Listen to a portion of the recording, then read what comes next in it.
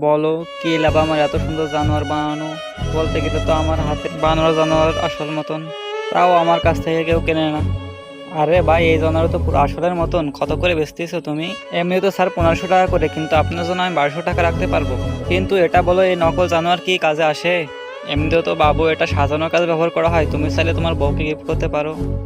তাহলে তো তোর পুরো অনেক খুশি থাকে, তাই না? আমার তো এখনো বিয়ে হয়নি, কিন্তু গার্লফ্রেন্ড আছে। ঠিক আছে, না 1200 টাকা আর সাদাটা আমাকে দিয়ে দাও। স্যারজি, যখন আপনি আমার গার্লফ্রেন্ডের কথা মনে করাই দিলেন, তাহলে ভাবতেছি সাদাটা আমি আমার গার্লফ্রেন্ডকে দিয়ে দেবো, আপনি এটা নিয়ে যান। আজকে তো বউ খুশি হয়ে যাবে পুরো। আরে, তুমি কি ফ্রি ফায়ারকে ভালোবাসো না তোমার মা বাবাকে? যদি মা বাবাকে ভালোবাসো তাহলে ভিডিওতে একটা লাইক এবং সাবস্ক্রাইব করে দাও বন্ধুরা, এবং কমেন্টে তোমার নাম লেখো। এই ছাগলটা এখানে কিভাবে আসলো?